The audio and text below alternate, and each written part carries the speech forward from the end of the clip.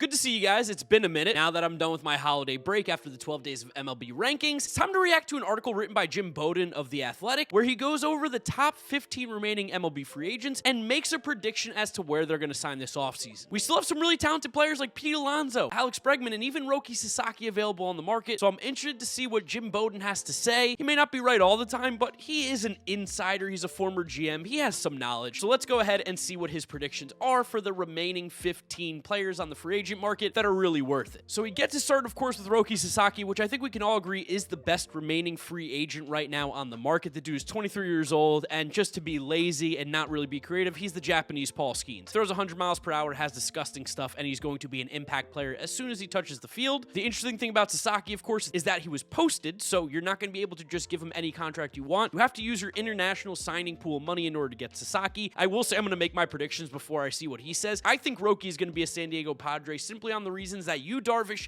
is his mentor. That's his guy. He spent a lot of time with Yu Darvish during off seasons and just time in general. Yu Darvish is considered to be one of the greatest Japanese pitchers of all time, and I see that as a place that makes a lot of sense. Of course, you're going to have the Dodgers as well that are going to be in it, the Mets, the Yankees, the Cubs, the Rangers are other teams. I think the Giants and even the White Sox have been mentioned, but truthfully, I think it's down between the Padres and the Dodgers. And right now, Jim Bowden says, okay, Yankees or Padres. See, here's the thing. I don't see the Yankees. He doesn't think he's destined for the Dodgers, which, I mean, that would be a surprise to me. I know he would be in the shadow of both Ohtani and Yamamoto, but I don't know. Dodgers just never count them out when it comes to an Asian and specifically Japanese player. I really don't see the Yankees, though. Not that he wouldn't be a good fit there. He'd be fantastic. I just don't see him wanting to go there. Yankees or Padres, though, that does make a lot of sense. He predicts he'll sign with either. I mean, a little bit of a cop-out there, Jim Bowden, by not actually picking anyone. Here's my predictions. I'm going to give you two teams. Pick one. I went Padres. He's going Yankees-Padres. Alex Bregman up next. Bregman, 30 years old, 4.1 WAR last year. Boris guy. Seems like he's going to sign at some point in the next month. I don't think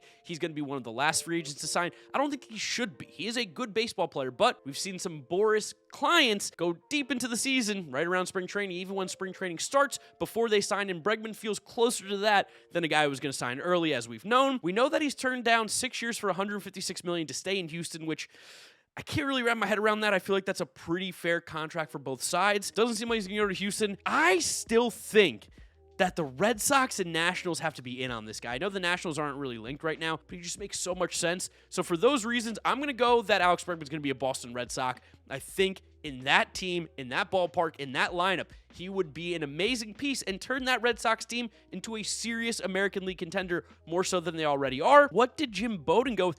He went with the Red Sox too? Wow, I thought for sure he was giving me Tigers or Blue Jays. I thought there was actually no doubt he was going Tigers or Blue Jays. I'm a little bit concerned right now that me and Jim Bowden are 2 for 2 on who we've got. He also thinks the Red Sox are a possible landing spot, and yeah, it makes sense. You move Devers to first, which is eventually, it has to be his home at some point. Tristan Casas to DH, or you put Devers at DH, Casas at first, whatever. It doesn't matter. Those guys are staying there. You get rid of Yoshida, or you try and find a way to get him in the lineup ever at some point, and you put Bregman at third base. That is a really, really good lineup. Bregman to the Red Sox, I think it would be a match made in heaven. He would do really well at Fenway with the Green Monster. Anthony Santander ahead of Pete Alonso. Interesting. I don't necessarily agree with that, especially because Santander is really a man without position. He's not an outfielder. He's a DH, in my opinion. 30 years old, coming off a career season where he had 40-plus homers, but his on-base percentage is like barely 300, so I don't know. He's a free agent that kind of scares me a little bit on a longer-term deal. Short-term, worth it 100%, but long-term, he scares me. I think Jim Bowden's going to predict he goes to the Blue Jays. I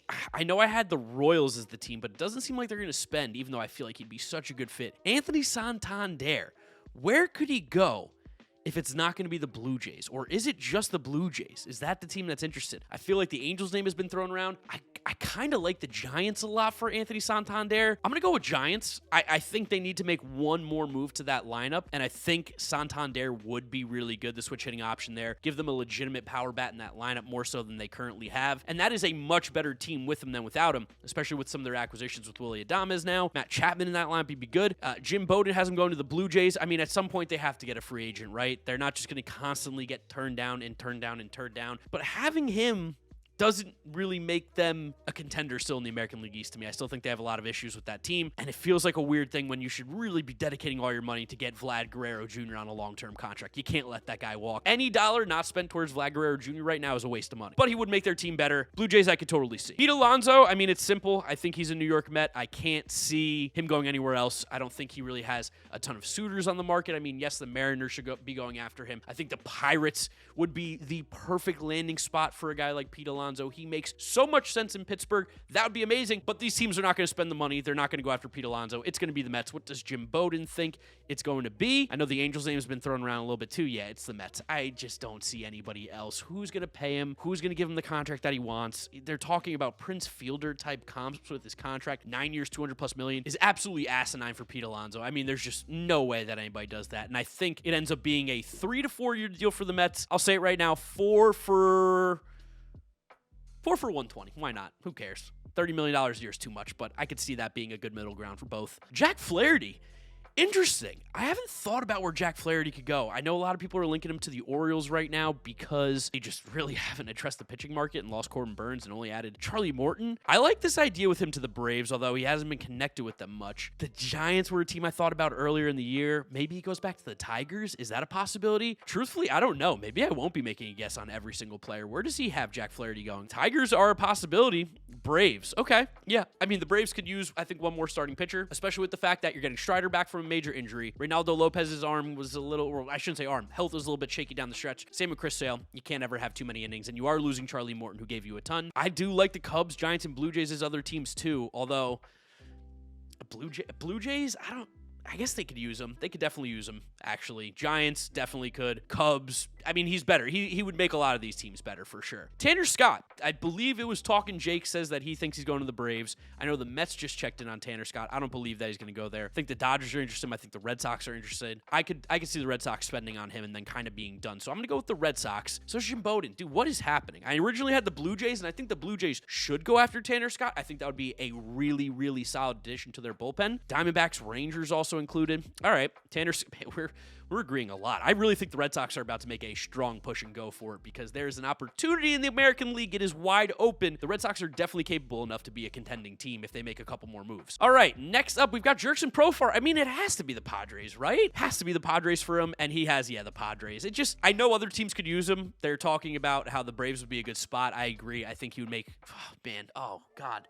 Actually, I hate that. I hate that as a Mets fan. Jurickson Profar on the Braves would be a nightmare, and it would make sense because right now, Jared Kelenic and Brian De La Cruz are their guys in the outfield. Profar would be a really good addition for them, but I until he's not a Padre, he's a Padre, so I'm going to guess him there as well. Kirby Yates, I think I had him going to the Phillies. I kind of still stand by that. I think the Phillies could be back or still need some reliever help. Jeff Hoffman's still out there. How is Jeff Hoffman not ranked ahead of Kirby Yates? How is he? All right, whatever. Kirby Yates for the Diamondbacks. Yeah, I could buy Kirby Yates to the Diamondbacks. I mean, they are definitely going for it, getting Corbin Burns. They have a good roster. That bullpen is interesting. They have good arms, not amazing arms. Justin Martinez, I think, will eventually become the closer in that bullpen because his stuff is absolutely electric. Kirby Yates would be a good one-year deal for them, a guy who was absolutely disgusting last year. I mean, 1.17 ERA, 85 strikeouts in 61 innings. He's nasty. Kirby Yates is really good. Ha-Sung Kim, I believe he's missing half the year due to an injury, so I don't know where he's going to go. I think the Yankees would be a really nice spot for him. They need a second baseman. They need some infield help for sure. So I'm going to go Yankees, and he's going back to the Padres is what Jim Bowden says. How many second basemen are they going to get? Truthfully, unless they're going to play him at shortstop, but then Bogarts wants to play shortstop. He might be pissed. Too many cooks in the kitchen. I don't see the Padres reunion with Ha-Sung Kim right now. How is Carlos Estevez ranked ahead of Jeff Hoffman? Have we lost our mind? Carlos Estevez, okay. Cubs, that's fine. Sure, Cubs could use him. He's a guy who I think could be a Diamondback. I don't think he's going back to Philly. I think giving up that nuke to Francisco Lindor kind of writes him off to the Phillies fans. They're never going to forgive him. Everyone can use relievers. Cubs definitely need an arm. Porter Hodge is really good, but I don't know if they trust him yet. Jose Quintana, where is Jeff Hoffman, dude? What is going on? If Jeff Hoffman's not on this list, I'm going to tweet at Jim Bowden being like, dude, top 15 free agents available. You don't put Jeff Hoffman? Are we on drugs? Jose Quintana, I don't know. Don't care. Where is he going? To the Royals. Sure. Maybe. I don't know. I don't hate it. I think a more competitive...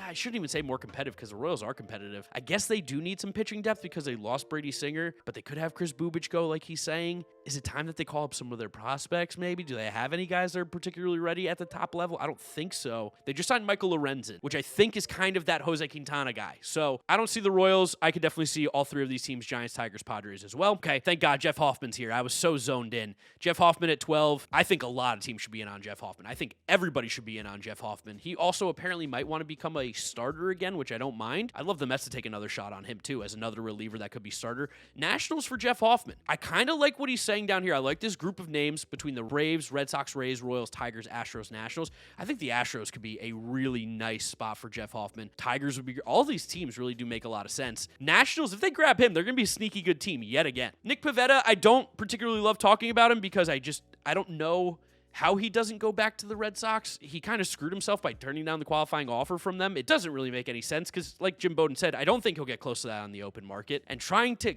get a contract with a draft pick compensation attached to him just doesn't really help his case. I don't know where Nick Pivetta is going to go. I want him on the Mets until that. Blue Jays, because he's Canadian. That would be good. I mean, Pivetta's good. That would be a great addition for the Blue Jays, but you're giving up the draft pick compensation. That's the concerning thing. I don't know. I don't know what you do there.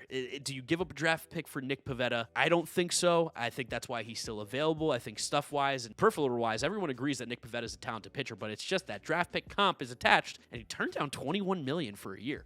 I don't know where he's going to get better. It's the free agent market this week that Alex Verdugo's number 14. I know the rumor came out to the Mets. He better not be a New York Met. I'm going to stick with my prediction I still had. I think I went with the Reds in the preseason. Padres, if they don't sign Profar. I could see the Padres. I could definitely see the Padres going after Verdugo. That makes sense to me if they don't re-sign Profar. He's going to be cheap. He's going to be free. He's coming off of the worst year of his career. So you're worth a flyer. I could also see maybe the Blue Jays in on Verdugo just because right now their corner outfield is a bit shaky. You have Varsho in center. You have George Springer in right, but he's getting old. Maybe just to help him out, get some days off. And you have Loperfido in left with Nathan Lucas and some other names that aren't particularly exciting. I could see Verdugo being a Blue Jay too if that was the case. I don't see the Diamondbacks. I don't see the Giants either. And then last but not least, you have Justin Turner, who's a Vaynerchuk guy. Vayner Sports, interesting. Justin Turner still got something left in that bat. He was great with the Mariners at the end of the year. I think that bought him another season of play. I genuinely don't know who's going to go after him. Maybe just go back to Seattle, and that's what he has. Dude, am I agreeing with Jim Bowden more than I thought I would? That was not something I had on my bingo card in 2025. Are there any free agents that he's missing that I can think of off the top of my head? To be fair, I'm recording this at 11 o'clock at night, and I've been recording all day, so my brain's a little bit mush. I think it would just be on the reliever side of things that I'm missing out some guys that could still be available. But overall, I don't think any of these are too ridiculous.